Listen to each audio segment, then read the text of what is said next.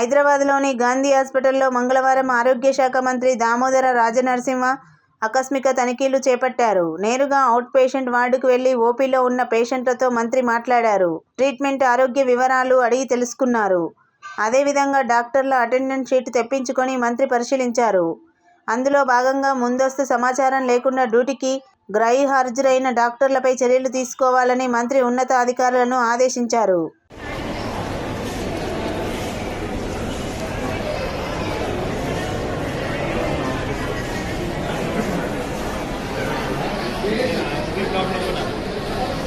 ऊपर वाले